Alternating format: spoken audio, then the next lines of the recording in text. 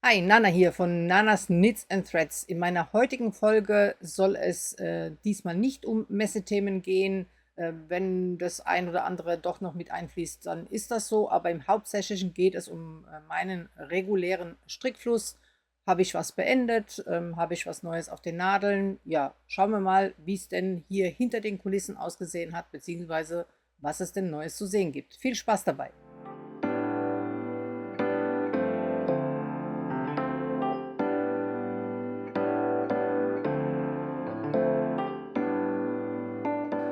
Ja, was ist denn hier so in der Zwischenzeit fertig geworden? Über das möchte ich jetzt zu Anfang gleich mit euch reden.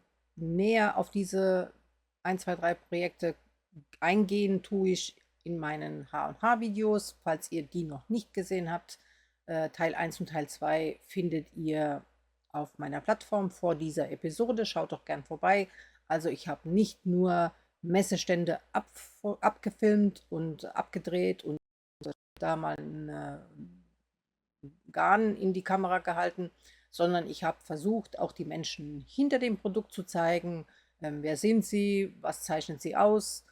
Ich finde sowas interessant, beziehungsweise möchte ich ganz gerne wissen, nicht nur, was es Neues auf dem Markt gibt, denn ich möchte auch den Grund erfahren, warum mich denn das ein oder andere Produkt ähm, interessieren sollte, beziehungsweise den Weg zu mir nach Hause finden sollte. Das ist so der Hauptmotor hinter der ganzen Sache.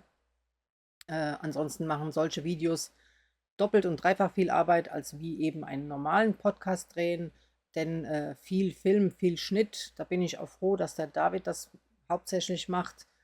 Frisst Zeit, aber im Endeffekt sieht man das als Zuschauer nicht unbedingt. Und ja, das wollte ich nur mal sagen. Also wir hatten trotzdem viel Spaß damit. Irgendwie einen Nutzen, also sprich finanziell oder zahlenmäßig habe ich jetzt davon nicht, aber es geht ja hier darum, was ich gut finde und oder wir. Und deswegen haben wir das gerne gemacht. Ich hoffe, euch gefällt es. Und falls ihr das eben noch nicht gesehen habt, dann schaut doch mal rein. Und das eine oder andere Projekt passend zum Garn habe ich da eben näher besprochen. Aber deswegen, falls ihr es nicht gesehen habt, werde ich jetzt zu Anfang gleich mal die ersten 3 anreißen, die ich da schon erwähnt habe. Wer es schon gesehen hat, der ja, kann vorspulen. Ansonsten reden wir doch über meinen Spring Break Cardi.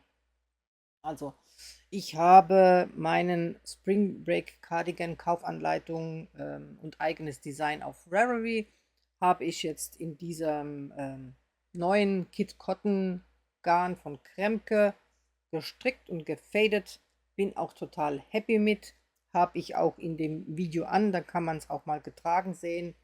Der Cardigan ist ja eigentlich eine Langversion gewesen, aus einem Big Mohair, einfädig gestrickt.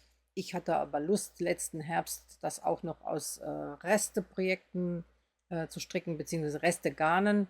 Das sind immer so Ein-Knäuel-Garne. Und ich muss sagen, das wird auch wahrscheinlich nicht mein letzter sein. Das macht mir nämlich sehr viel Spaß. Und deswegen gab es auch nochmal einen Teil 3, also beziehungsweise einen Cardigan 3. Und habe dann halt eben Kremke gefragt, ob die nicht Lust hätten, dass ich den aus ihrem neuen Garn stricke. Und so könnte ich praktisch das Garn testen, euch was darüber erzählen, aber gleichzeitig halt eben ja, diesen Fade ausprobieren. Was gibt es zu sagen? Die Kit Cotton unterscheidet sich vom normalen Mohair, dass der Seidenanteil durch einen Baumwollanteil ausgetauscht ist. Das hatte ich in der letzten Folge ausführlich erzählt. So sieht das Label aus. Ich habe hier noch einen Knäuelrest. Das ist ein tolles Grün, was ich schimpft. Nee, das ist die blaue Farbe. Meadow Green, glaube ich, heißt das. Ich sehe es jetzt gerade nicht. Und die Lauflänge ist die gleiche wie beim herkömmlichen Mohair. Wie gesagt, lediglich Seide wurde durch Baumwolle ausgetauscht, weil es einige ja gibt, die mit der Seidenproduktion ein Problem haben. An der Stelle füge ich jetzt hier noch einmal hinzu, schaut doch gern bei der Marie vorbei von Mabel Knitting. Die hat zum Thema Seide ein ganz tolles Informationsvideo letztes Jahr gedreht. Finde ich sehr wichtig. Denn große Namen und große Firmen bewerben ihr Seidengarn mit tierfreundlich und ja, in der Produktion besser als die herkömmlichen Seidenproduktionen und das ist nicht der Fall. Ich finde es wichtig, dass wir Verbraucher zumindest wissen, wie denn verschiedene Garne hergestellt werden, beziehungsweise ob das, was beworben wird, auch wirklich Fakt ist. Die Firma selbst wurde auch deswegen schon angeschrieben. Sie konnte das nicht beantworten. Gibt für mich dann einen Grund, darüber nachzudenken, beziehungsweise ich vermute, dass man es schon weiß, aber halt eben anhand von dieser Darstellung nicht korrigieren will. Ja? Ähm, Der Verbraucher bestimmt, was er kauft. Ihr müsst es wissen. Ich wollte es hier nur noch mal erwähnen. Also falls ihr auch mit Seide ein Problem habt, ich persönlich nicht, stelle ich jetzt mal hier an der Stelle fest. Aber dann könnt ihr auf so ein Mohairgun ausweichen. Wie gesagt, hier ist Baumwolle statt Seide benutzt. Die Reißfestigkeit ist hier weniger gegeben wie beim Seidenkern. Seide ist ein sehr robustes Garn. Baumwolle ist halt eben nicht so reißfest, aber das ist jetzt nur eine Info am Rande, schadet dem Garn nicht. Das ist genauso weich wie das andere Mohair, das herkömmliche. Ich würde es auch, ich hatte ein Flauschvideo, ein Mohair-Video letztes Jahr, glaube ich, gedreht. Schaut auch da gerne nochmal rein. Ich würde das auf jeden Fall, wenn ich es dritteln würde, das untere Drittel ist Dropsgarn und das Mohair von Etna zum Beispiel. In der Mitte würde sich eher Lana Grossa bewegen, aber eher auch untere Mitte. Und das würde ich als obere Mitte oder im oberen Drittel, untere Bereich einordnen, was die Weichheit angeht.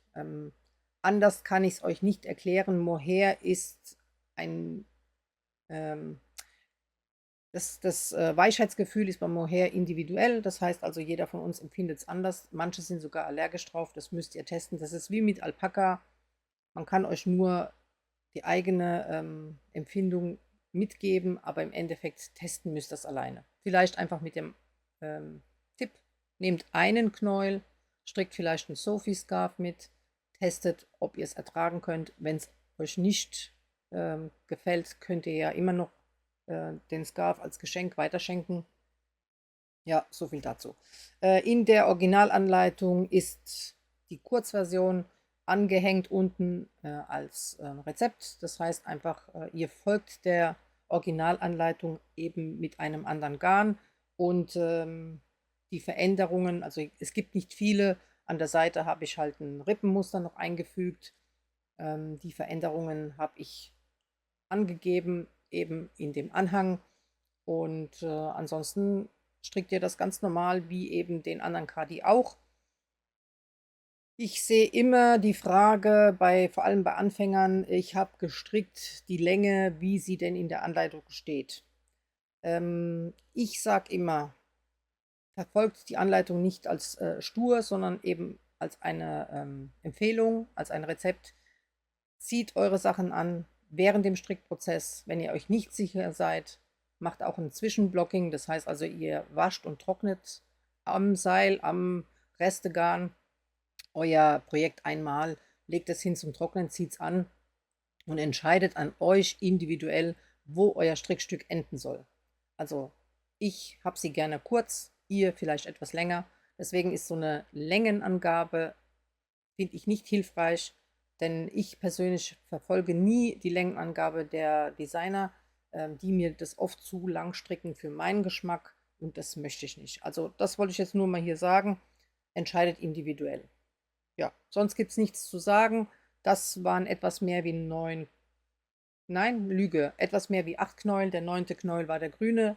Den habe ich ja hier nur im Halsbündchen verstrickt. Hätte gerne den 9. komplett noch mit rein verstrickt.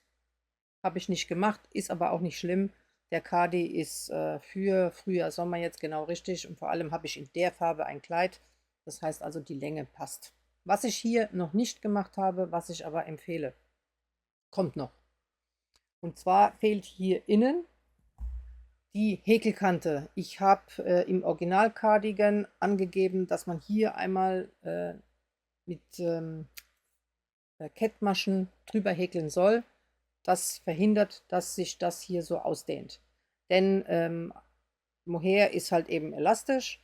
Das heißt also, wenn ich den Cardigan trage, dann zieht das Gewicht der Ärmel den oben auseinander.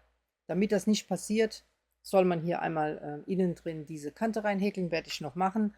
Ihr erkennt das an euren gekauften Kleidungsstücken. Da haben die Hersteller meistens, wenn es eine gute Qualität ist, im Halsbereich so ein Silikonband eingenäht, das genau diese Funktion hat. Also, das empfehle ich auch nicht nur bei meinem Cardigan. Wenn ihr bei eurem Strickstück merkt, das fliegt euch hier am Hals irgendwie zu arg auseinander, dann könnt ihr das mit einfügen. So eine Häkelkante ist nicht schwer. Schaut auch auf YouTube, wenn ihr nicht genau wisst, wie. Ich werde versuchen, das auch als Tipp, als Short aufzunehmen. Auf jeden Fall verändert es viel und im Endeffekt, man kann es ja ausprobieren, ob man es über den ganzen Halsbereich häkeln will oder eben nur in der Nackengegend. Das muss man selbst ein bisschen austesten. Also ich finde immer, ich probiere es dann an und sehe dann, wie sieht die Optik aus im Spiegel. Immer vorher, nachher machen. Also einmal, wie sieht es vorher aus, wie sieht es nachher aus, verändert es etwas. Ja, also so viel zu dem Cardigan. Ja, dann das zweite, was fertig geworden ist, was ich euch hier in die Kamera zeigen will oder nochmal zeigen will, ist der Thea Scarf. Das ist eine Anleitung von Alex Strickt. Sie hat ebenfalls einen YouTube-Kanal hier und ich durfte für sie Teststricken. Ist ein zuckersüßer kleiner Scarf. Hat hier so ein tolles, na, wie nennt man es, Smoke-Muster, genau. Wurde gestrickt aus 2 Knäulen Flausch. Einmal die Manada von Pasquali und hier die Thin Silk Mohair von Santasgarn. Ich zeige euch mal hier, ich habe noch ein rosa Knäuel und Manada finde ich jetzt gerade doch. Da ist der, so heißt sie. Die Manada ist eine Mohair-Seiden-Jack-Wollmischung und die Thin Silk Mohair ist Mohair, Seide und Wolle. Die beißt. Würde ich euch nicht empfehlen. Hatte ich, glaube ich, auch in meiner Flauschfolge auf jeden Fall vorgestellt und genau das gleiche gesagt. Die wurde mir nämlich dafür auch zur Verfügung gestellt. Deswegen habe ich auch einen blauen und einen rosanen Knäuel. Kaufen würde ich die nicht und für Empfindliche würde ich die auch nicht empfehlen. Ich war auf der H&H nicht nur bei Sandnes. Ich muss sagen, Sandnes Garn, ja, reizt mich jetzt persönlich nicht. Ich habe auch die Per Gynt schon angefasst, hat meine Freundin verstrickt, finde ich okay. Habe aber jetzt gesehen, dass Soulwool, ich meine BC Garn, die sind ja eine Dachfirma von BC Garn, dass die auf jeden Fall ein gleiches Garn wie Per Gynt herausbringen und das fand ich angenehm anzufassen. Aber zurück zu der. Ich war also auf der H&H bei Sandnes Garn, bin aber dann zu Isaga gegangen. Isaga habe ich bis jetzt noch nie angefasst, hat mich interessiert und ich muss sagen, deren Mohair ist ein Traum. Also das habe ich auch im Kopf, muss ich unbedingt mal bestellen und testen, aber vergleichsweise zu den nordischen Garnen würde ich auf jeden Fall lieber Isaga testen wollen als wie Sandnes. Das nur hier am Rand ist eine persönliche Meinung. Ich hege keinen Groll gegen die Firma oder so, aber ja, hier geht es ja um meine Erfahrungen und Meinungen. Zum Theascarf, also ihr findet die Anleitung auf Ravelry als kostenpflichtige Anleitung bei Alex. Mache ich euch unten als den Link in die Infobox. Das ist wie gesagt übrig von 2 Knäulen, ist super. Sie hat auch eine Großversion aktuell noch im Teststrick oder auch schon raus. Da müsstet ihr mal schauen. Also ich finde es super. Ich würde wahrscheinlich meine zweite Version in der Mitte schmäler halten, weil mir gefällt der Anfang. Ich mag aber den Scarf in der Mitte nicht so breit, war aber halt wie gesagt ein Teststrick. Ich binde ihn halt eben so, aber Nummer 2 wird auf jeden Fall schmaler für mich in der Mitte. Ansonsten sehr zu empfehlen und ja, Anleitung war super. Ich bedanke mich bei Alex, dass ich mitmachen durfte. Dann reden wir doch über mein nächstes Design, was jetzt bald in den Teststrick kommt. Also die nächsten Tage, wenn ihr Interesse dran habt, dann schaut bei mir auf Instagram vorbei. Da heiße ich auch Nanas Knits and Threads. Da werde ich den Teststrick-Aufruf machen, denn Instagram ist für mich einfacher, das zu handeln. Und zwar geht es um dieses Shirt, ein einfaches Tee. So, das ist gestrickt aus der Linnenblume, dem neuen Garn von Pasquali. Da habe ich eine Maschenprobe und das ist ein hundertprozentiges Leinengarn in Naturfärbung. Das sind die Färbungen. Tatsächlich sind noch mal 8 mehr dazu gekommen, wie Paul gesagt hat. Welche genau, das weiß ich jetzt nicht. Ich habe die neue Farbkarte noch nicht. Könnt ihr aber auf Pasqualis Webseite sehen. Das Garn hat 250 Meter auf 50 Gramm. Habe ich gestrickt mit 3,5 Millimeter. In dem Fall auch zusammengehalten mit der Arctic Pearl. Das ist ein C-Cell, also na, jetzt, das ist ein hundertprozentiges Lyocell, in dem Fall C-Cell, also Algengarn, und hat Lauflänge, muss ich mal gucken, 245 Meter auf 50 Gramm, also ähnlich wie die Linnenblumen. Habe ich letztes Jahr schon angefragt und getestet. Es ist super weich, es ist glänzend, also im Gegensatz zu dem Leinengarn. Es ist mir aber zu rutschig auf den Nadeln. Also ich persönlich konnte es nicht gut kontrollieren auf den Nadeln und deswegen gehört es nicht zu meinen Lieblingsgarn, also wo ich gerne ein Oberteil draus stricken wollen würde. Aber als Kontrast fand ich es schön, denn die Linnenblumen habe ich viel besser kontrollieren können auf den Nadeln und habe dann eben, ich zeige euch mal jetzt das Muster näher, habe dann diesen Margaretenstich mit dem Arctic Pearl Garn eingefügt. Ja, mehr Streifen wollte ich nicht. Hat mich jemand gefragt, warum. Ich persönlich wollte testen, wie sich das Leinengarn verhält. Leinen ist ja immer so ein bisschen schwierig, das ist immer hart und zäh und ich liebe aber Leinen zu tragen und wollte dann durch das andere Garn das Verhalten von dem Leinengarn nicht verändern. Also persönlich könnte man natürlich diese Streifen weiter fortführen. Ich habe mir aber gedacht, anderes Material unterbricht hier diese Luftigkeit. Also anderes Garn macht, dass das T-Shirt sich anders bewegt und das wollte ich nicht. Ich wollte, dass es im Hauptkörperteil sich einfach wie Leinen verhält und mehr nicht. Deswegen habe ich aber auch die Kanten beim T-Shirt raw gelassen, also ohne I-Cord gestrickt. Auch hier an den Ärmeln. Lediglich am Abschluss, am Bündchen, habe ich eine Reihe links und dann abgekettet, damit sich das nicht einrollt. Was noch? Hier habt ihr Kitchener Stitch, also da wurde es dann einfach zusammengenäht, der Ärmel. Und ja, zuerst wurde hier hinten angeschlagen und dann wurden hier die Maschen nochmal aufgenommen und das Vorderteil dann weiter gestrickt. Jetzt könnte jemand sagen, ja, warum hast du denn die nicht einfach stillgelegt und dann aufgenommen? Aber auch da ist, na, wie sagt man, da steckt da auch ein Gedanke dahinter. Also man sieht hier entsteht dann wie so eine Naht und die bewirkt auch, dass das hier nicht so flexibel ist. Wenn das ein provisorischer Anschlag ist, dann bleibt der Schulterbereich flexibel und das wollte ich nicht. Ich wollte, dass das T-Shirt genauso bleibt an der Stelle, wie ich es haben will, also auf der Schulter und nicht auseinanderfällt, sich nicht irgendwo hinweg bewegt. Ja, das war der Grund. Gebraucht habe ich für meine Größe, also ich muss noch aufschreiben, wie viele Größen es geben wird, aber ich trage Größe 38 in der Regel, also ein M, habe ich 3 Stränge gebraucht, von denen ist noch das übrig. Hätte ich es einfarbig gestrickt, wäre es auch ausgegangen. Ja, also ohne dieses Arctic Pearl.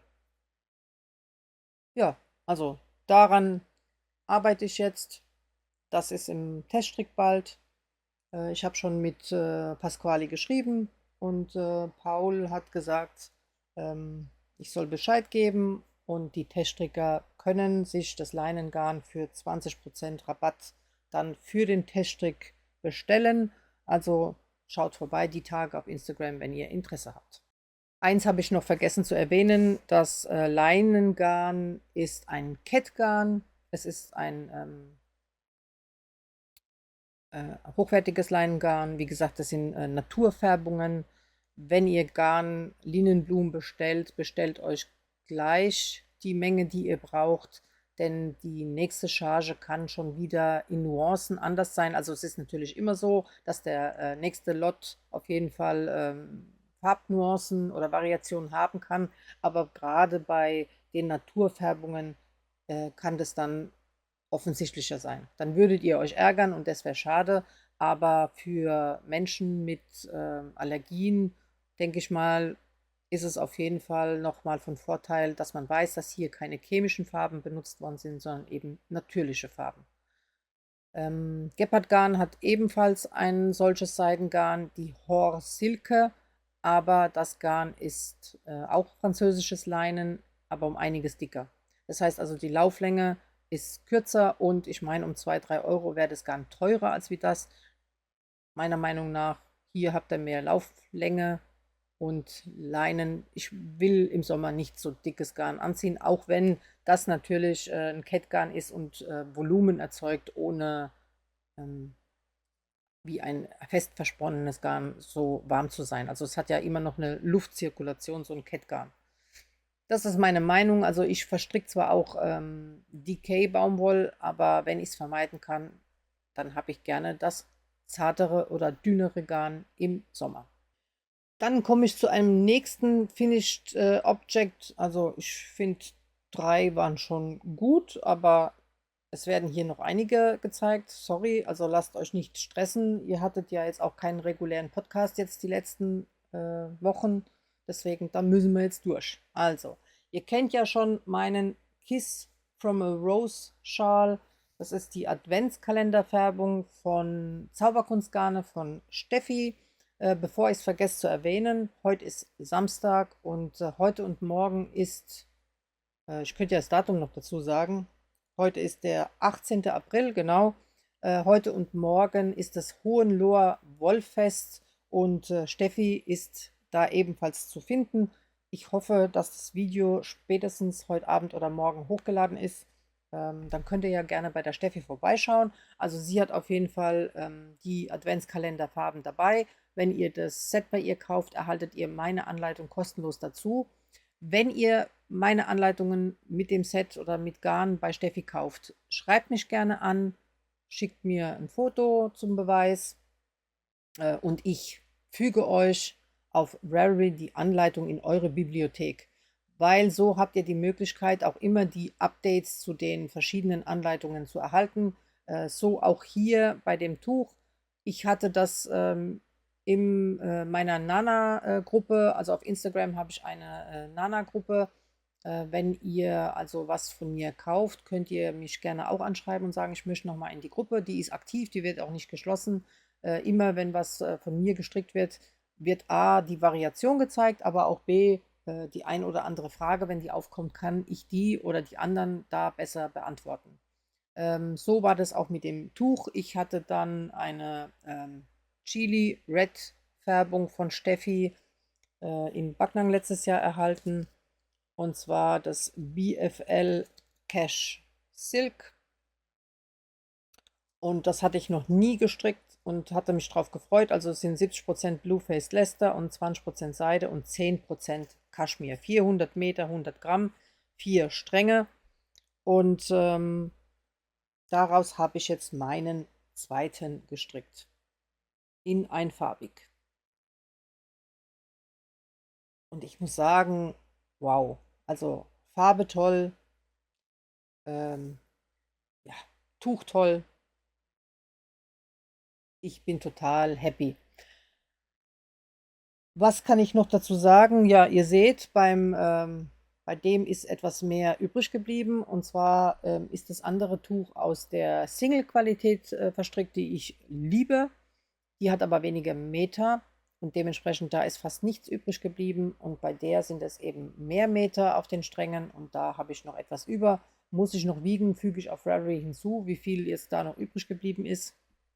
Ich wollte aber einfach mal zeigen und sehen, wie denn mein Tuchdesign einfarbig ausschaut.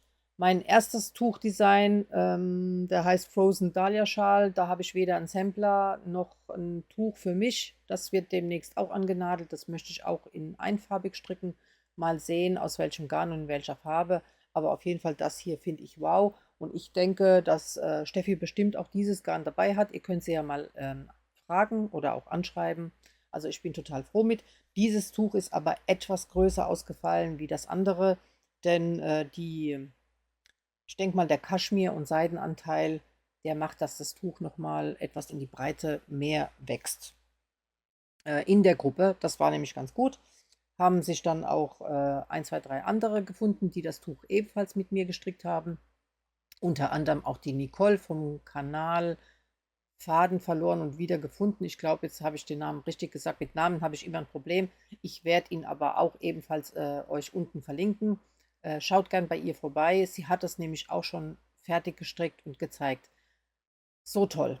Also ganz lieben Dank, Nicole. Du hast das wunderbar gemacht. Auch auf Instagram ein total süßes kleines Video gedreht. Habe ich auch bei mir angepinnt.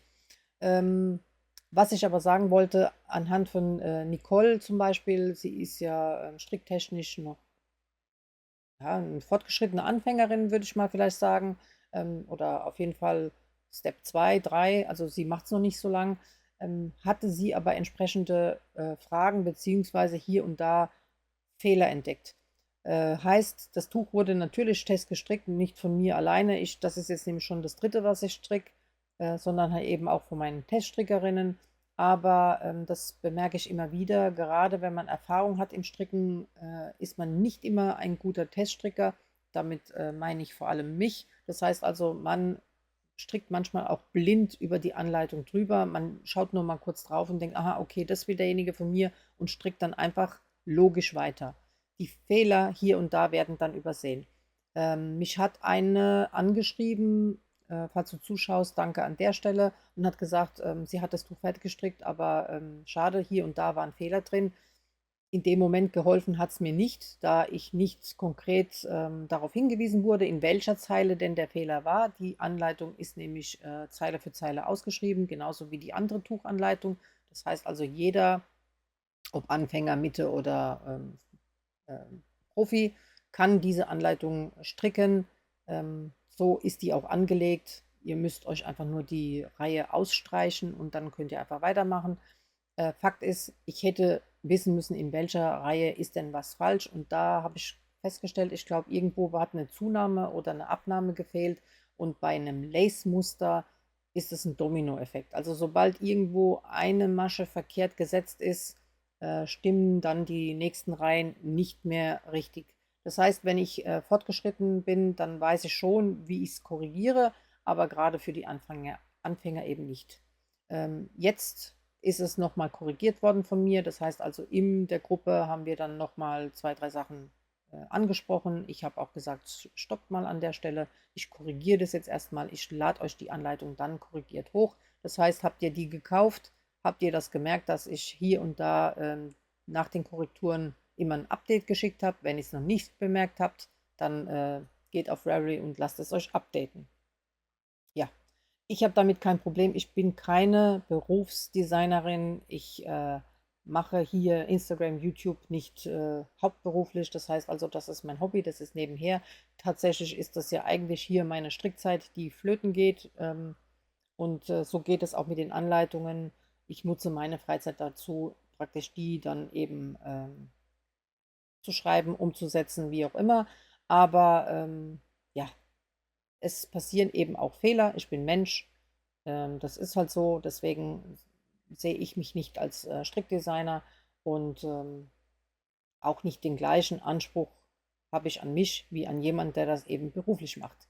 Hätte ich die 8 Stunden am Tag Zeit, dann dürften die Fehler nicht passieren. Dann hätte ich auch ein Team, was bezahlt werden würde. So mache ich es ja alleine und sehe das als Unterstützung für mich, wenn ihr die Anleitung kauft und ein Miteinander. Und ich biete so viel Support, wie ich kann. In dem Fall eben eine Instagram-Gruppe. Da könnt ihr rein, egal welche Anleitung ihr von mir gekauft habt. Und wenn ihr dann am Stricken seid, könnt ihr genau da die Frage stellen und sagen, an der Stelle habe ich ein Problem. Was ist denn damit gemeint? Ich glaube, ich habe jetzt alles dazu gesagt. Wie gesagt, Kaufanleitung findet ihr auf Ravelry. Das ist Kiss from a Rose Schal, wenn ich es noch nicht gesagt habe. Ich werde es aber unten auch nochmal in die Box verlinken. Lieb ich, freue ich mich drüber. Ein Sampler hängt bei der Steffi auch am Stand. Der habe ich das zweite Tuch schon gestrickt und geschickt. Ja, ich hoffe, es gefällt euch. Ja, falls ich euch das Gefühl gebe, ich rausche hier so durch, ja, tatsächlich mache ich das schon ein bisschen, weil hier so vieles wieder liegt, damit es nicht ein 3-Stunden-Video gibt, denn YouTube sagt mir, der durchschnittliche Zuschauer schaut 20 Minuten. Also ich hoffe, ihr seid noch dran und deswegen machen wir jetzt weiter. Das nächste Finished Object ist tatsächlich auch ein UFO-Projekt gewesen. UFO, weil ich es noch nicht beendet hatte und ja, der Winter kam, dann war es unwichtig und ja, dann ist schneller Frühling, Sommer, wie man gucken kann. Also sind wir jetzt wieder da, wo ich fast letztes Jahr war und jetzt beeile ich mich aber, das Projekt doch endlich zu beenden. Und zwar geht es um dieses Shirt hier. Das ist ein Sommershirt gestrickt aus einem Bändchengarn von Lana Grossa. Das hieß Aria und heißt jetzt Nastrino, glaube ich. Ich schaue jetzt gleich nochmal mit euch gemeinsam aufs Bändchen. Das hatte ich letztes Jahr in Kassel an, nicht nur mein Tulipan-Tee von Lene Holm-Salmsö, was ja jetzt von einigen gestrickt wird, sondern eben halt eben das hier. Hat eine Rundpasse, na so rum, dann kann man es auch sehen, hat eine Rundpasse, ist wieder anfängertauglich, finde ich, oder fortgeschrittene Anfänger, hat hier verschränkte kleine Zöpfchen und dann eben so ein, ja, wie nennt man das, so ein Glattrechtsabschluss, der sich dann ringelt und das gleiche auch unten am Bündchen. Hier habe ich keine verkürzten Reihen eingebaut, also das Shirt wird es einmal mit und einmal ohne geben. Mein UFO-Shirt aber, das Nummer 2, gleiches Garn, andere Farbe, hat aber hier im Nacken die verkürzten Reihen. Ich habe noch nicht die Fäden vernäht, also es ist noch nicht komplett sauber, es ist nur gewaschen und geblockt. Ich weiß nicht, ob ich jetzt hier ein Tragebild einblenden kann. Wenn nicht, ihr seht es im nächsten Video. Aber auf jeden Fall, es hat auch den gleichen Bündchen. Und die Zunahmen, also das sind keine Löcher, sondern die Zunahmen habe ich extra so gemacht, damit die so ein kleines Designelement bilden. Sieht angezogen hübsch aus. Also, ne? Und ja, ich schaue jetzt gleich mal, wie das Garn heißt. Es war die Nastrino von Lana Grossa. Ich habe, glaube ich, gesehen, dass sie die dieses Jahr nicht mehr im Programm haben. Das ist auch sowas, was mich immer gerade bei Lana Grossa ja, nervt, oder auch bei den großen Garnherstellern. Die haben selten Garn fest im Programm. Also es ändert sich oft. Es gibt so 2, 3 Garne, das sind meistens nur so Wollgarne, die ja, die bleiben, aber gerade so Sommergarne, die wechseln leider sehr oft. Lana Grossa hat das Einzige, was sie noch im Programm haben, was ich auch gut finde, das ist die Linate. Die ist dauerhaft drin. Bin mal gespannt, wann die mal aus dem Programm rausfliegt. Aber dieses dünne Bändchengarn gibt es nicht mehr. Also A hat es den Namen verändert, wie gesagt, von Aria auf Nastrino. Ja, und jetzt ist es ganz raus. Aber heißt nicht, dass die Anleitung nicht geschrieben wird trotzdem fertig geschrieben. Ich bin gerade dabei, Shirt Nummer 3 zu stricken aus einem Garn, was ihr euch kaufen könnt oder zumindest alternativ. Die Maschenprobe sagt ja im Endeffekt, welches Garn ihr benutzen könnt. Ihr könnt jedes benutzen. Ich habe hierfür keine Kooperation oder so. Das ist einfach nur ein Lieblingsgarn von mir, was aber halt eben leider vom Markt verschwindet und sowas. nervt mich. Also mich nervt aber auch nicht nur bei den großen Firmen das, sondern eben auch bei den vereinzelten oder hier und da bei den Handfärbern, dass die bestimmte Farben aus dem Programm nehmen. Ich verstehe, dass man als Handfärber nicht alle Farben färben kann. Das ist gar kein Muss, also sprich, es braucht niemand seine Trillionstel Farben gefärbt im Regal stehen haben, aber alle Handfärber schreiben ihre Farben als Rezept auf und ich verstehe nicht oder ich akzeptiere nicht. Ich verstehe dann die Erklärung, aber akzeptieren tue ich es halt eben nicht, dass man die Farben dann einfach aus dem Programm rausnimmt. Mm, Argument ist, die wurde nicht bestellt, höre ich hier und da, aber ich denke halt auch, als Kunde sehe ich die Farbe halt eben nicht, dann vergesse ich sie. Also wenn sie nicht beworben wird, kann ich sie nicht kaufen. Ich habe nicht von jedem Handfärber die Farbpalette im Kopf. Ja, muss jeder selber entscheiden. Fakt ist, hier und da nervt es mich auch, weil ich dann bestimmte Farben gut fand oder schon bestellt hatte. Denke dann in ein, zwei Saisonen später, oh ja, die Farbe könntest du haben, bestellst du wieder, schau drauf, ist sie weg. So. Aber das ist auch bei den Firmen so, ist halt schade, aber an dem Shirt schreibe ich auf jeden Fall jetzt, da kommt auch demnächst ein Teststrickaufruf. Ähm, ja, könnt ihr mal vorbeischauen, vielleicht interessiert euch ja das. Ja, wenn wir bei Lana Grossa sind, möchte ich euch jetzt noch was zeigen zum Thema Lana Grossa. Und zwar geht es um das neue Garn Cozy Socks. Das ist so ein Flauschsockengarn. Besteht aus 70% Schurwolle und 30% Merino, 400 Gramm, 100 Meter. Und da schmücke ich mich jetzt mal mit fremden Federn. Meine Freundin Lilly hat die Socken für ihre Tochter schon gestrickt. Größe würde ich 39, 38 schätzen, auch wenn sie jetzt hier in der Kamera klein ausschauen. Und also, hallo, was ein Halo. Sieht aus wie mit Mohair verstrickt. Fühlt sich auch genauso an, beziehungsweise noch viel weicher wie Alpaka fühlt sich an. Ihre Stricktechnik ist nach einem Video, das hatte ich euch schon mal verlinkt. Sie strickt das mit zwei Nadeln, also sprich, sie strickt einmal hier entlang oder von oben, glaube ich, hier entlang und dann macht sie hier eine Kehrtwende und strickt dann hier praktisch wieder zurück. Ist ihre Lieblingstechnik geworden. Ich habe gesagt, sie muss sie mir mal beibringen. Hat noch keine Zeit, aber ich möchte es unbedingt lernen, finde ich toll. Und sie hat gesagt, aus einem Knäuel kann man locker zwei Paar Socken in Größe, wie gesagt, 38, 39 würde ich mal schätzen, stricken. Als mal so. Die Socken sehen jetzt nur so aus, weil da der Keil drin ist, aber die passen wunderbar. So. Also, da sieht man auch nochmal, oder? Nee, das ist nur eine Liegekante. Ich dachte, da könnte man mal was sehen. Nein. Sie muss auch nichts zusammennähen oder so, oder hier hinten vielleicht höchstens. Das könnte sein. Hier vielleicht an der Seite, da ist es zusammengenäht. Das kann sein, dass sie da nochmal was hat. Wie gesagt, ich habe mich damit noch nicht befasst mit der Technik, aber ist ihre Lieblingstechnik geworden, weil sie nicht mehr mit Nadelspiel oder was auch immer hantieren muss. Passen tun sie perfekt, sehen gut aus am Fuß. Und wollte ich euch nur vorstellen, also wie gesagt, das neue Garn, das habe ich jetzt schon bei verschiedenen YouTubern gesehen. Cozy Socks, wer solche Socken möchte, ist zu empfehlen. Ja, dann kommen wir doch jetzt langsam zum Knit My UFO-Thema.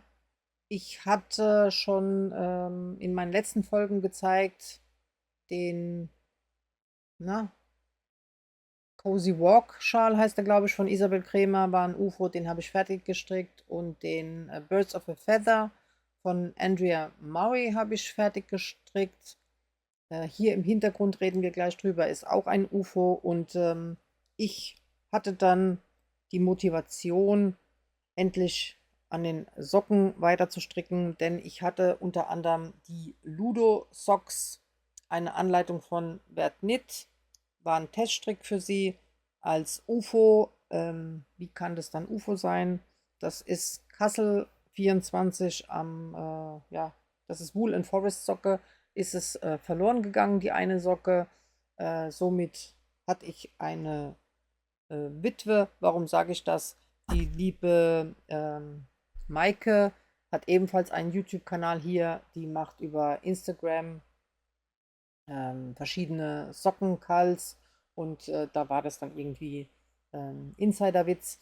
Da wollte ich mitmachen und die zweite Socke fertig stricken, bin kläglich gescheitert wegen Zeitgründen und dachte, okay, aber jetzt muss endlich nach 2 Jahren diese zweite Socke her, weil ich mag die Anleitung sehr und ich wollte die endlich tragen. So, also Socke Nummer 2 wurde fertig, bin ich auch happy. Gestrickt auf 2,5 Millimeter Nadeln. Ludosocks, wie gesagt, Wert nicht.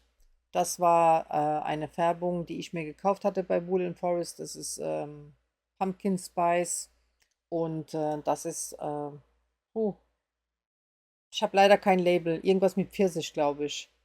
Fand ich, sah gut dazu aus, aber wenn ich es richtig im Kopf habe, gibt es beide Färbungen nicht mehr. Weiß ich jetzt nicht mehr. Ich habe keine Kooperation mehr mit Wool Forest, arbeite noch Garne hier ab.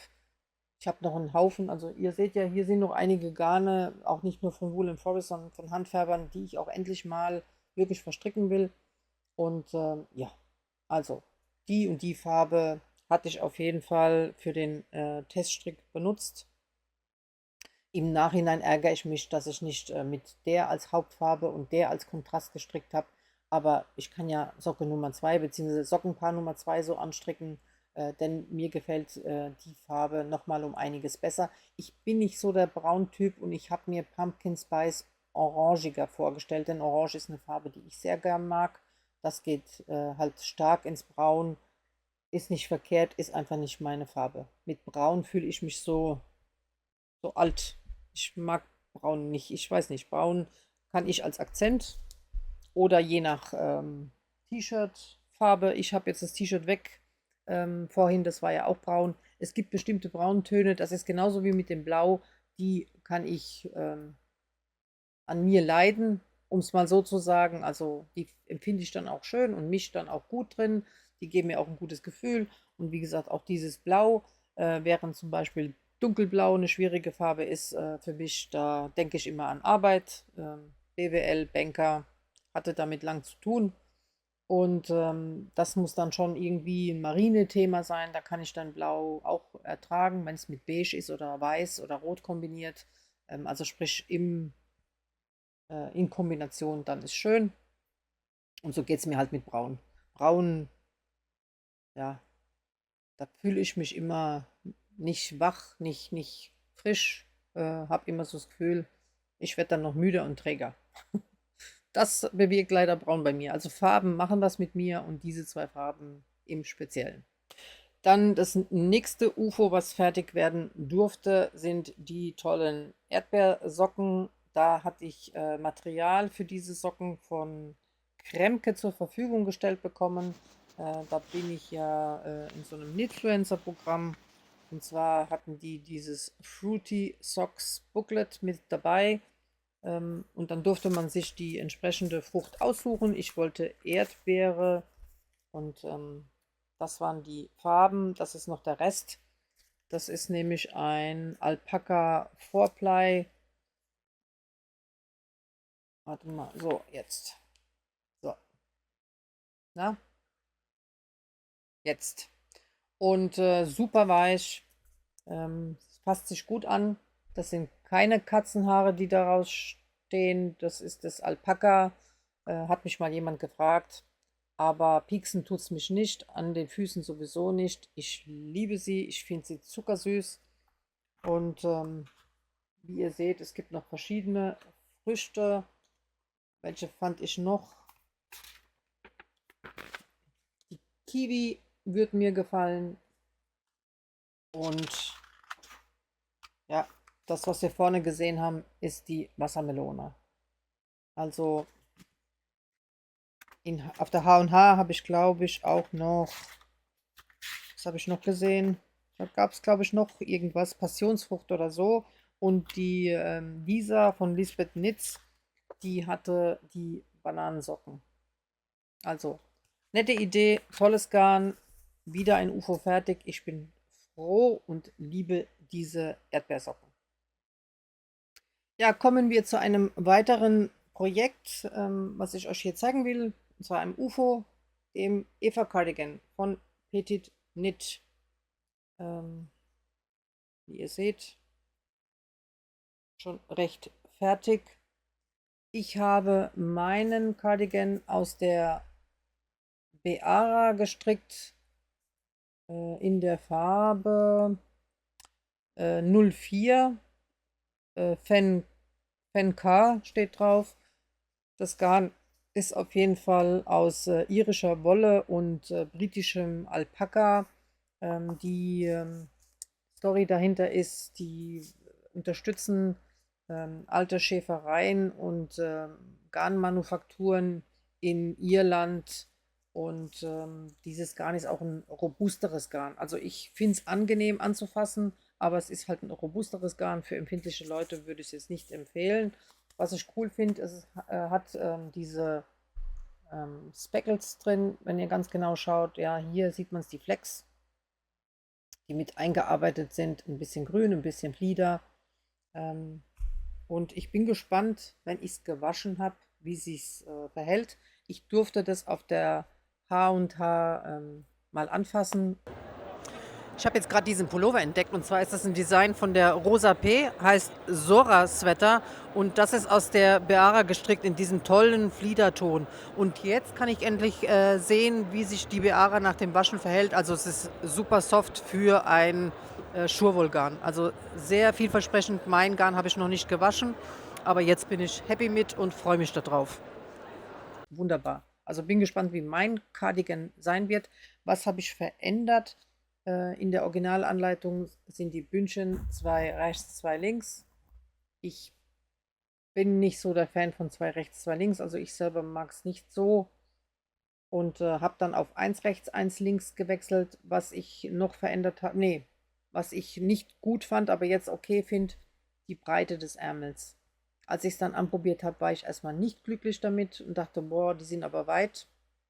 Im Bündchen habe ich auch über 60 Maschen noch drin, was ich auch viel finde. Und deswegen habe ich auch ein breites Bündchen gewählt und bin dann von 4 mm auf 3,5 mm runter und habe es italienisch abgekettet. Und jetzt vorm Waschen noch finde ich es gut.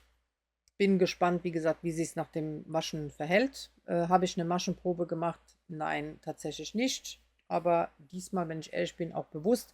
Der Cardigan ist eh oversized geschnitten, also weiter. Ähm, Wenn er ein Stückchen weiter wird, kleiner wird er kaum, ist es nicht so schlimm. Den habe ich mir eigentlich auch gestrickt zum zu Hause einkuscheln, eben mal draußen in den Garten oder so. Also ich kann mir nicht vorstellen, dass das jetzt ein Cardigan wird, mit dem ich jetzt irgendwie schön ausgehen will oder so.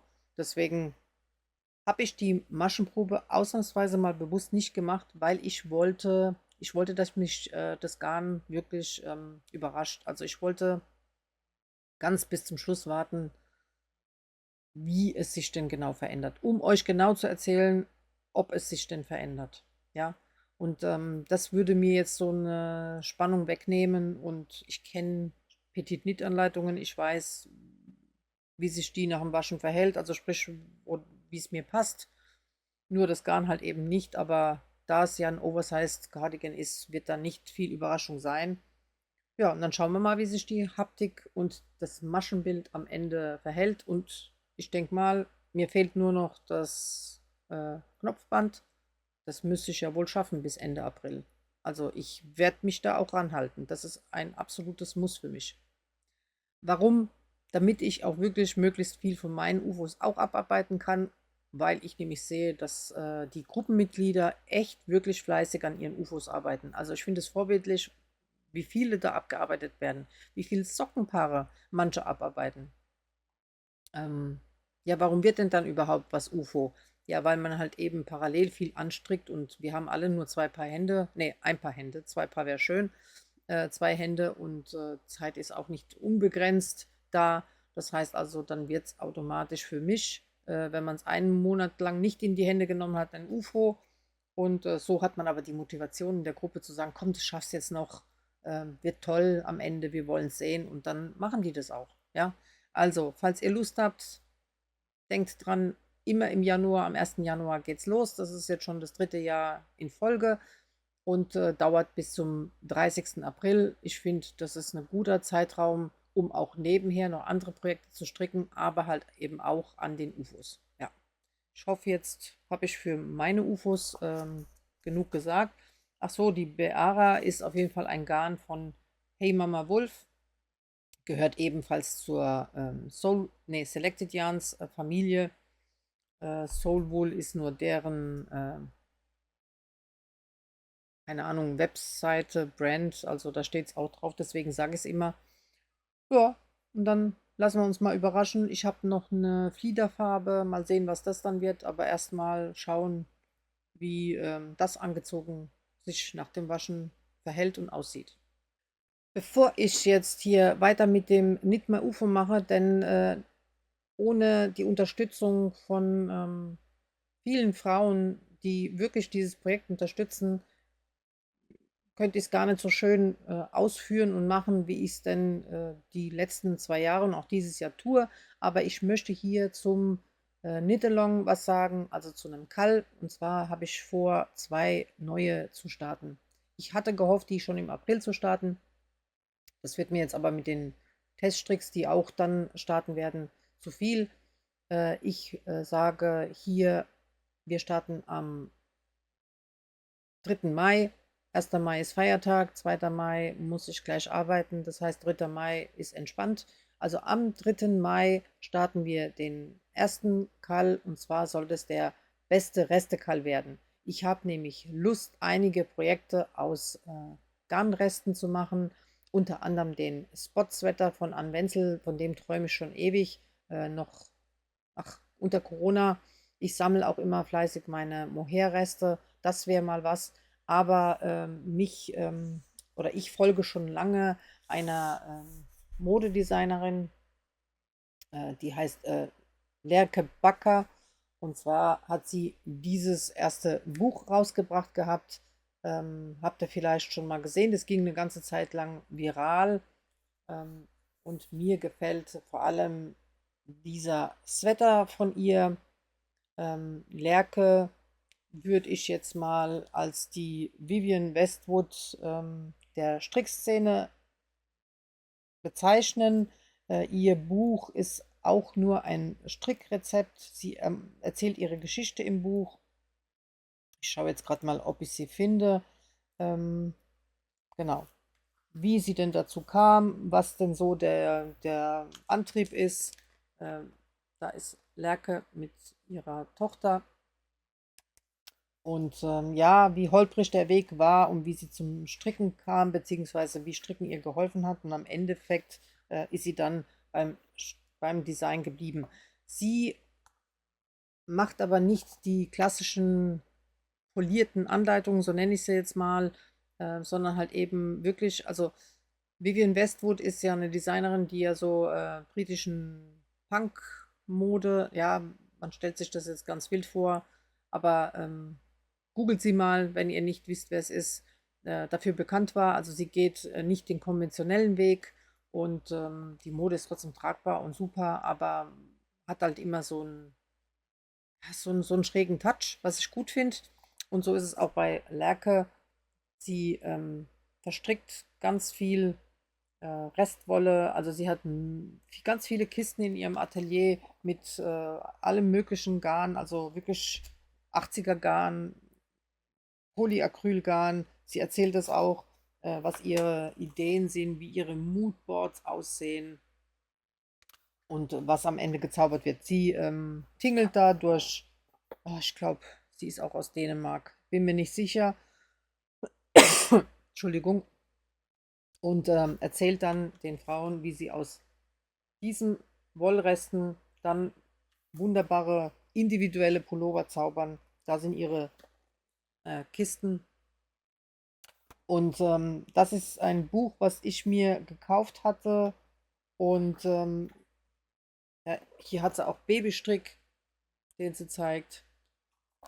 Ähm, Wie gesagt, ihre Anleitungen das ist die Anleitung dazu. Ihre Anleitungen sind eher Rezepte als wie Folgeschritt A, B, C, D. Also man muss schon ein bisschen mitmachen wollen, aber ich finde die einfach cool. Und ich mochte einfach diesen Pullover und dachte so, ja, der ist doch toll für die Resteverwertung. Also es ist kein Strick, der wirklich irgendwie ganz klar irgendwelchen geraden Regeln folgt, sondern der soll einfach Spaß machen. Ja, das gefällt mir da dran. Was mir noch gut oder ein Traum, sage ich jetzt mal, ist, aber das hat jetzt wieder mit Flausch und Mohair zu tun. Das sind ihre Ombre-Shirts. Ich mag einfach dieses Spielen mit dem Garn. Das gefällt mir gut. Also das ist das, was ich mir wünschen würde. Also das ist Nummer eins, hatte ich mir gekauft. Der Prestel Verlag hat mir aber ein ähm, Exemplar zusätzlich zugeschickt. Das kann ich an eine von euch verlosen. Und dieses zweite Buch, was dann rauskam von ihr, darf ich behalten, ist zur Rezension mir auch zugesendet worden. Und da wollte ich sehen, was hat sich denn bei Lerke verändert, was gibt es Neues. Ich folge ihr auf Instagram. Wie gesagt, sie ist richtig verrückt und macht halt wirklich ganz verrückte Sachen. Aber ich finde die halt auch für, wenn man Mädchen hat oder so, finde ich die auch cool. Also als Teenager hätte ich mich so angezogen, das weiß ich ganz genau. Sie macht aber auch Winterstrick mit einem Augenzwinkern, finde ich. Da sieht man es nochmal. Also ich bin froh, dass es Lerke gibt, denn ja, gerade solche bunten Vögel machen das Leben interessanter. Das ist das Salz in der Suppe, finde ich. Und das spricht mich halt einfach an. Vielleicht ist es auch meine 80er-Ära oder auch 90er, da hatten wir das auch. Da war die Kleidung einfach individueller. Man hatte einen Style, man wollte den zeigen, man wollte sich über die Kleidung ausdrücken, das bin ich, der bin ich. Ähm, also die Person, aber Lerke erzählt halt auch im Buch familiäre Sachen und auch von sich. Sie hat natürlich auch solche Restedeckenprojekte, die sie dann eben auch als Pullover verarbeitet. Also sprich verschiedene Varianten. Wen es interessiert, wie gesagt, tolles Buch, tolle Designerin, ich mag sie. Ähm, Lerke Bagger im Prestel Verlag und dieses Buch, da könnt ihr unten kommentieren. Eine von euch kann es gewinnen. Ich habe meins gekauft, eins wurde mir gestellt. Dann schreibt ihr unten einfach hin Hashtag, ja, Hashtag Lake. Laerke. Ich werde es nochmal hinschreiben. Guckt genau, wie ihr das kommentieren müsst. Und ja, dann toi toi toi. Und ab dem 1. Mai, beste Restekall, meldet euch auf Instagram. Ne, nicht 1. Mai, 3. Mai, sorry. 1. und 2. brauche ich für mich. Dann machen wir das. Der zweite Call, der noch laufen soll, ich habe jetzt gerade, doch, da ist der Ralf schuld, mit dem ich ein Live hatte. Warum ist er schuld? Weil ich mir dieses Buch dann gekauft habe, Winterzeit mit Klompelompe. Ralf ist übrigens in Backnang als Kursleiter engagiert. Also wenn ihr einen Kurs bei Ralf machen wollt, Samstag und Sonntag könnt ihr das buchen bei der Renate vom Wolfugium. Die verlinke ich euch auch unten. Absolut empfehlenswert, seine Colorwork-Sachen. Ich bin sprachlos. Ich warte auf sein erstes Design, an dem er jetzt schreibt oder hoffentlich bald fertig ist. Und ich denke, das werde ich auf jeden Fall stricken oder teststricken wollen, je nachdem, was er macht. Aber deswegen hatte ich mir dieses Buch gekauft und fand halt diesen Winterstrick total süß.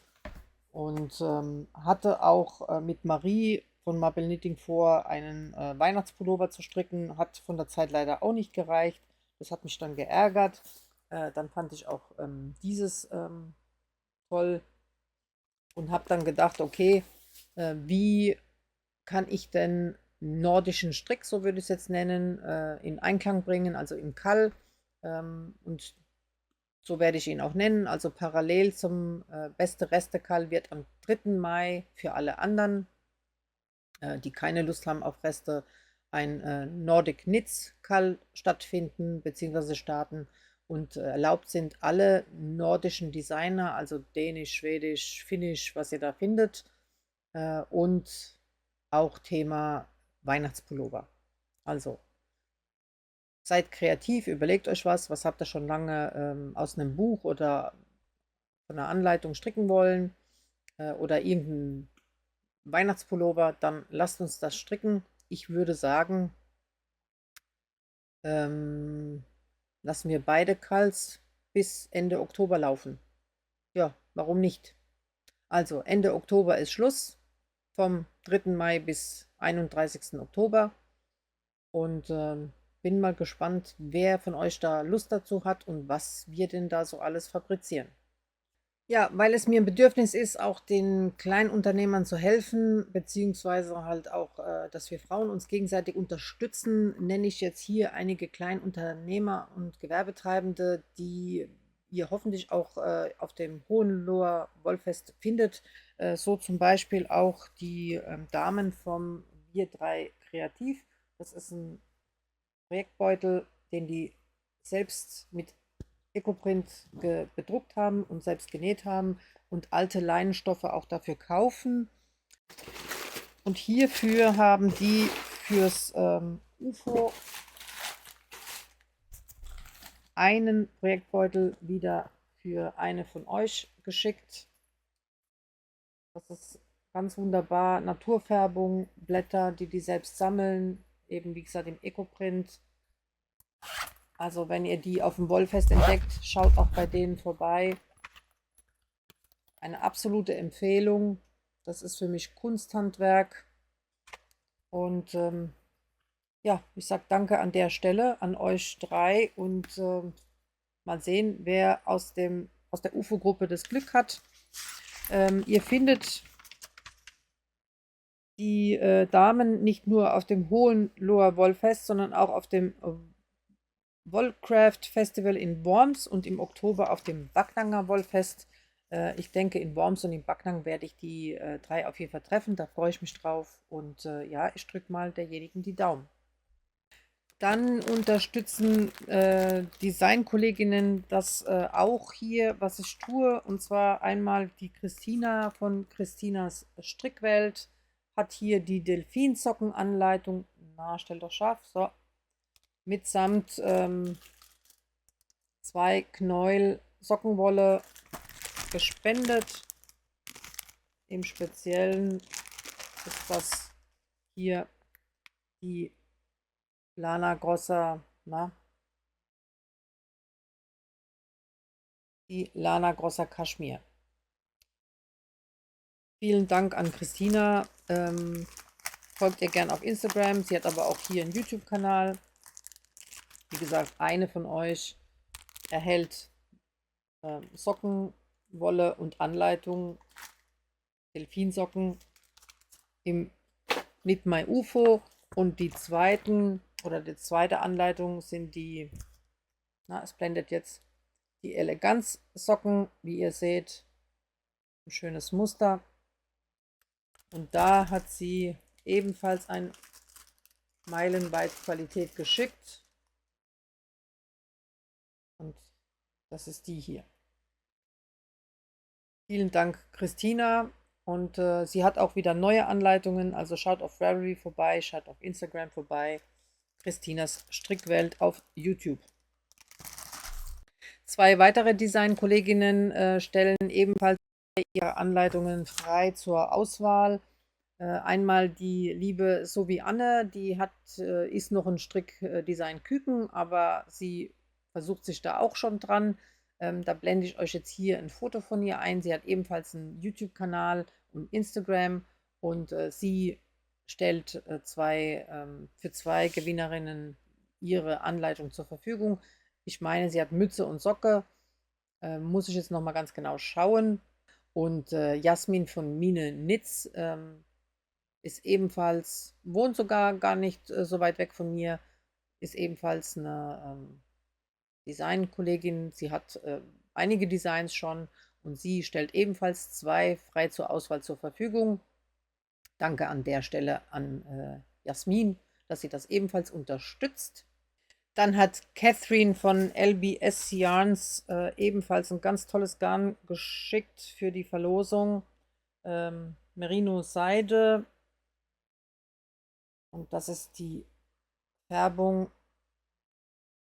Eine wunderschöne Färbung. Also, ich muss echt sagen, bin ich neidisch. Grün catcht mich. Sie hat auch hier einen Handbalm in Lavendel. Das ist Sojawachs, Mandelöl, Lanolin, Lavendelöl als Probe mit dazu, weil ihr Handbalm ist wirklich super. Habe ich auch welches als Probe mit rein. Und sie ist auf jeden Fall auch auf dem Backnanger Wollfest zu finden. Hier nochmal der Name LBS Yarn. Catherine findet ihr auf Instagram und auch Website, verlinke ich euch unten. Ganz tolle Person, hatte ich auch schon im Live und sie ist auch auf dem Hohenloher Wollfest. Ich hoffe, ihr besucht sie dort. Dann hat mich ein Paket von der lieben Desiree erreicht, eine Followerin, und die hat Folgendes gespendet. Also, wie ich es aufteile, weiß ich noch nicht. Ich möchte es hier aber mal zeigen. Einmal hier ein Stricktagebuch vom EMF Verlag. Ist eine schöne Qualität. Hatte ich letztes Jahr auch schon verlost. Dann hat sie dieses tolle Buch, besondere Tücher und Schals häkeln. Dann hat sie, ich hole es jetzt nicht raus, aber einen Knäuel Schoppelwolle und das zeige ich jetzt mal, weil es eine Handfärberin ist, einen besonderen Strang, und zwar von der Wool Twine Fiber Studio, dieses tolle Garn gespendet. Ja, vielen Dank, Desiree, an der Stelle. Ein weiteres Buch war noch drin, das habe ich jetzt rausgenommen. Das war Babystrick, das durfte ich mir rausnehmen. Fand ich jetzt ein bisschen schwierig zu verlosen, aber sehr interessant vom Buch her. Eine weitere Followerin, und zwar die liebe Renate, hat mir aus Österreich sogar ein Paket geschickt. Das finde ich toll. Also ich danke auch allen, die mir immer schreiben, von wo sie mir zuschauen. Liebe Grüße an euch alle. Da ist ja von Bulgarien, Ungarn, Schweiz, Österreich einiges dabei. Also schreibt es immer gern dazu. Ich freue mich, auch wenn es innerdeutschland ist, ist immer interessant zu wissen, wo ihr denn alle sitzt. Und da hat sie einmal von Mondlichtgarne dieses tolle Garn mit rein ins Paket. Das ist 60% Schurwolle, 40% Lyocell, also Tencel, fühlt sich auch super weich an. Vielen, vielen Dank. Und hat dann nochmal von Karos Fadenreich diese tolle Färbung mit rein. Das ist eine 6-fach Sockenwolle, und zwar Regenbogen Rührei. Und ich fand das so klasse, dass ich sie gefragt habe, darf ich denn das herausnehmen und das mal anstricken, und lege dafür ein anderes rein, was ich hiermit tue, und ich durfte es. Und zwar von der Bibi Dream Yarns hatte ich dieses Garn hier zur Verfügung gestellt bekommen, beziehungsweise zum Testen, und schmeiße es dafür in den Lostopf. Es ist eine wunderschöne Färbung, ist ein ganz normales, also Sockenstärke-Garn, während das hier ein 6-fach Sockenstärke ist. Ich denke, das ist aber nicht so schlimm, und unterstütze somit auch diesen Shop. Also ich tausche die aus, liebe Renate, wie besprochen, und freue mich drauf zu sehen, wie denn dieses Rührei verstrickt aussieht. Dann kam von einer Followerin, und zwar die liebe Elvira, ein Paket an. Da waren ebenfalls 3 Bücher drin. 2 durfte ich rausnehmen und eins kommt in die Verlosung. Knallbunt, Mode im Stil der 80er Stricken vom Christophorus Verlag. Finde ich cool. Vielen Dank an der Stelle. Gemeinsam mit dieser Sockenkiste, Wollkiste vor lauter Socken, ist ein Mohair. Und diese Firma habe ich auch auf der H&H gesehen. Bella bei Permin. Das ist ein 50 Gramm, 145 Meter Lauflängen-Mohair. Ist etwas rustikal, würde ich nicht jedem empfehlen, aber eine wunderschöne Farbe. Fühlt sich an wie ein klassisches Mohair. Eher mittlerer Bereich, hat er ja vorhin erklärt, also ne, schlechter, mittel, super weich. Und da das so viele Knäuel sind und ja, die Firma hatte tolle, hochwertige Garne, also es ist schon ein Schätzchen, was sie hier geschickt hat, reicht das locker für einen langen Spring Break Cardi. Und da das sowieso ein kräftigeres Mohair ist, lege ich hier meine Anleitung mit dazu. Also diejenige, die es denn gewinnt, kann dann auch den Cardigan stricken.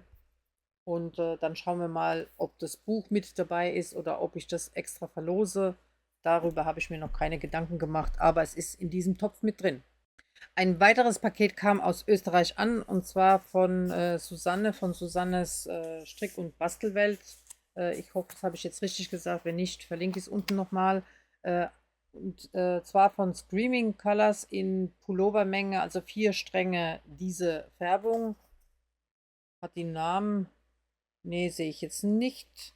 Sind 466 Meter auf 100 Gramm, 70% Schurwolle und 30% Leinen. Also auf jeden Fall genau richtig für das Wetter. Und dann auch nochmal Pullovermenge in der Farbe Rost. Genau diese Färbung. Die, doch, da steht ja, hier, da steht der Name. Man müsste halt auch nur mal lesen. Nixe. Und meine Färbung, ich sag meine, weil die durfte ich mir rausnehmen. Die nennt sich Rost. Und ich denke, da werde ich den Frozen Dahlia Schal als Sampler nochmal für mich stricken. Danke an Susanne.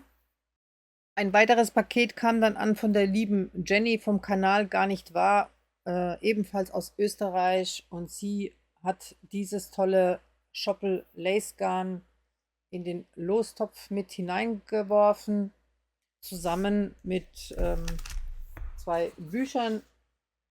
Wie gesagt, bei den Büchern muss ich noch sehen, also ich muss überhaupt sehen, wie viele im Endeffekt gewinnberechtigt sind und wie ich die Preise miteinander kombiniere. Da gibt es noch keine feste Abfolge, das muss ich mir dann anschauen, wie gesagt, anhand von den Zahlen. Aber so ein Lace-Zauberball, da kann man auf jeden Fall ein tolles Tuch mit zaubern. Vielen Dank an dich. Sie hat noch was weiteres reingelegt und also sie hat tatsächlich gesagt, ich darf mir davon was rausnehmen.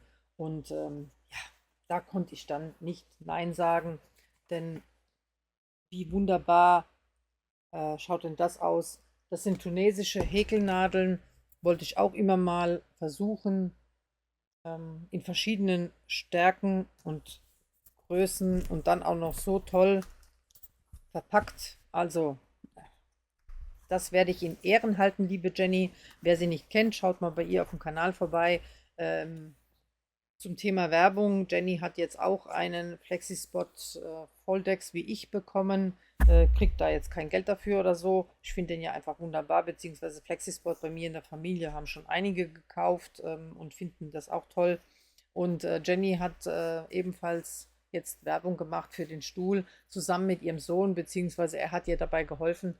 Und ich habe gesagt, also ich fand die so lustig und so unterhaltsam, sie muss in die Werbebranche. Also wenn Jenny Werbung machen würde und dann auf so lustige Art, da würde ich es dann immer schauen. Ja, Grüße an dich. Und da ich mir nicht mehr sicher bin, für wen ich jetzt alles schon Werbung gemacht habe, beziehungsweise für Snip My UFO die Preise gezeigt habe, hier am Ende nochmal, wenn sie es doppelt, dann ist es, weil ich es nicht mehr weiß und nicht mehr in den Folgen durchschauen will, und doppelt hält besser und außerdem schöne Wolle schaut man doch immer gerne. Die Anja von Wollträume hat diese zwei Schätzchen geschickt in dieser tollen Färbung. Das ist Magenta, und zwar in der Qualität Wolke und Qualität Tilda. Das muss ein wunderhübsches Tuch werden. Also vielen Dank, Anja, für das. Und dann haben wir nochmal hier zwei Qualitäten. Sanddüne in der und eine Glücksfärbung in der Qualität Fee. Also auch vielen Dank dafür. Auch das wandert in den Lostopf. Ich grätsch hier mal rein. Was ich mir gekauft habe und nicht in den Lostopf wandert, ist einmal Karneval der Träume in der Qualität Lilly. Und das ist Liebesbrief, ebenfalls Qualität Lilly. Das geht in mein Wolldeckenprojekt. Da werdet ihr ja noch in Zukunft was dazu sehen. Marie hat zwei Exemplare ihres tollen Strickjournals hier gespendet. Das ist, glaube ich, der Fehldruck, aber glauben heißt nicht wissen, weiß ich jetzt nicht mehr so genau. Ich muss aber sagen, hätte ich es euch nicht gesagt, wüsstet ihr es nicht. Fakt ist, die Aufkleber sind auch mit dabei. Ja, zwei von euch haben das Glück und können dann eben ihre Strickprojekte auch noch schön in Szene setzen. Ja, da ich bei dem letzten regulären Podcast dann krank wurde, weiß ich nicht mehr, wer alles gezeigt wurde. Deswegen nochmal auch hier Christiane von Liz Minitz. Wundervolle Farbe, ja. Violetta, Silver Whisper, Buddha Weich und ihr Hot Socks in Clematis. Die passen wunderbar zusammen. Wird bestimmt auch ein ganz tolles Tuch. Und dann dieses Sockset. Sie schreibt auch Anleitungen, deswegen mit Anleitung. Heißt Punti. Und das ist ihre Trekking in den zwei Farben. Trekking, sagt sie, ist eine wunderbare deutsche Wolle. Und mache ich Werbung dafür. Fühlt sich super weich an. Schaut bei Christiane auf jeden Fall vorbei. Ist ebenfalls auf dem Hohenloher Wollfest, aber auch auf anderen Wollfesten zu finden. Ich werde sie bestimmt in Backnang dann wieder treffen. Oder nee, in Kassel. Dann die liebe Mandy von Meine Wolle, Deine Wolle unterstützt mich auch immer. Und die hat diese zwei Schönheiten geschickt. Deep Sea Shine und Moss Mist ist ihre super weiche Sockenqualität. Schaut bei der Mandy vorbei. Meine Wolle, Deine Wolle ist auf jeden Fall ein Besuch wert. Hat immer tolle Farben. Ist auch immer eine, die mich hier auf dem Kanal unterstützt. Da bin ich sehr dankbar dafür. Und last but not least eine weitere Handfärberin hier, Knit Design bei YM. Die liebe Yvonne hat einmal hier die Sock BFL zur Verfügung gestellt. Das ist eine Sonderfärbung. Und dann nochmal hier eine weitere Sock in dieser Farbe. Ich kann mir vorstellen, dass es schöne Streifensocken geben. Hab der Steffi von Peacock Garn zugeschaut, hat hier einen YouTube-Kanal. Sie hat nämlich mit Ostereiern Ostereierfarbe gezeigt, wie man Socken färbt. Und der Tipp war, wenn man Ostereier färbt mit Ostereierfarbe und da bleibt noch Farbe im Wasser übrig, kann man da noch mal Sockenwolle mit reinlegen, also ungefärbte, und dann gibt es einen Pinkton. Das zeige ich euch jetzt. Ich habe nämlich mich dann erinnert, ich wollte es nämlich abgießen und dann dachte ich, nein, Steffi hat gesagt, ich kann es reinlegen. Ich versuche es jetzt einfach mal. Hatte das also noch nie probiert und das kam bei raus. Also es hat geklappt, liebe Steffi. Vielen Dank für den Tipp. Einen Strang hatte ich irgendwie von Regia mal ungefärbt gekauft. Und das ist ein Mini Non-Superwash. Da habe ich noch andere ungefärbte und habe gedacht, für den reicht es auch noch. Und man sieht, verschiedene Qualitäten nehmen verschieden die Farbe auf. Aber danke für den Tipp, liebe Steffi. Schaut vorbei. Da war es interessant. Sie hat nämlich dann erklärt, wie man die verschiedenen Färbungen färbt, beziehungsweise erkennt, was denn was ist, weil mich interessiert, welches Garn wohl wildert. Das sieht nämlich cool aus. Oder streifig wird. Ja, also danke an Knit Design bei Yvonne. Ja, bevor wir zum Ende kommen, möchte ich aber auch noch sagen, dass mir die liebe Simone von My Simone ebenfalls 2 Anleitungen zur Verfügung stellt, die ich hier verlosen darf. Ihr dürft auswählen, welche, also die Gewinnerin. Dann die liebe Mary von Strandstrick, ebenfalls 2 Anleitungen, die ich hier an euch verlosen darf. Also vielen Dank auch nochmal dafür. Die, bin ich mir aber sicher, hatte ich schon gezeigt in der regulären letzten Folge. Trotzdem, ich hoffe, ich habe jetzt wirklich niemand vergessen. Seid mir nicht böse. Spätestens, wenn die Sachen verlost werden, blende ich es nochmal ein, was denn wer gewonnen hat. Und ja, da freue ich mich, wenn ich nochmal die entsprechenden Unterstützerinnen zeigen darf, egal ob Kleingewerbe oder nicht. Ja, Dankeschön. Ja, ich glaube, ich habe jetzt niemand vergessen. Ich könnte euch noch einiges an Wolle zeigen, aber ich sehe schon, auch dieses Video hat eine Überlänge. Aber es muss jetzt mal sein, damit wir einfach das nächste Video wieder kürzer machen können. Ja, ich kann nicht überall sein. Das heißt also, wenn ich denn auf einem, wie heißt es, auf einem Wollfest oder halt eben in dem Fall auf der Fachmesse unterwegs bin und auch Material mit David drehe, dann möchte ich es euch ja auch ausführlich zeigen und nicht einfach eben mal in 5 Minuten das abdrehen und abquatschen. Dafür finde ich es zu schade. Mich interessieren Garntrends, Farbtrends, Materialien. Das ist mir wichtig, gerade im Hinblick auf was möchte ich denn in Zukunft möglichst lang tragen. Früher war es mir egal, da habe ich gestrickt, was gefällt. Das heißt also, es hat mich in dem Moment irgendwie optisch catchen müssen. Dann habe ich es gekauft, es war mir egal, welche Materialzusammensetzung es war und so weiter und so weiter. Aber früher war früher und jetzt ist jetzt. Jetzt habe ich Zeit, mich damit auseinanderzusetzen. Ich habe ja genug Strick, sprich im Sinne von früher hat man, also wenn man jung ist, dann strickt man, um schnell viel zu schaffen, aber jetzt stricke ich zwar auch viel, aber ich teile mir ja meine Sachen mit meiner Schwester und meiner jüngeren Nichte und dementsprechend habe ich aber auch Zeit, mich mit Materialien auseinanderzusetzen, weil ich nicht mehr so die Gier danach verspüre, schnell fertig zu sein. Auch wenn das ein oder andere schnell fertig wird, aber es ist jetzt kein innerer Druck, den ich jetzt habe, weil ich es jetzt unbedingt schnell anziehen will. Ja. Und dann kann ich natürlich mir überlegen, welches Material möchte ich verstricken, warum sollte ich denn dafür XYZ bezahlen? Ist es das wert? Wenn ja, warum? Auf lange Sicht lohnt sich das in der Farbe, in der Zusammensetzung und so weiter und so weiter. Das sind dann die Sachen, die ich mir dann durch den Kopf gehen lasse. Ich sehe auch Gott sei Dank, Farbe kommt, auch wenn Schwarz-Weiß ein Thema ist, aber Farbe kommt. Ja, selbst Mai Simone hat es zugegeben, Farbe kommt, hat sie mir gerade letztens geschrieben.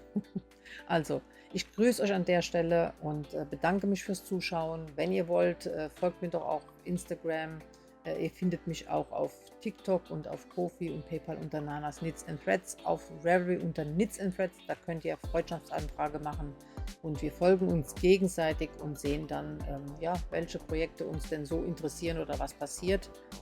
Ich glaube aber für heute war es das. Es gab ja auch viel zu sehen und ich hoffe, es hat euch gefallen. Also, ich würde mich über einen Kommentar freuen, Daumen hoch, ein Abo, Hype, alles das hilft, damit YouTube mich denn auch zeigt und teilt. Ja, also wünsche euch was, Happy Knitting und wenn ihr aufs Hohenloher Wollfest geht und das Video hoffentlich pünktlich hochgeladen ist, dann sagt doch liebe Grüße an den entsprechenden Ständen, die ich euch genannt habe. Bis dann, tschüss.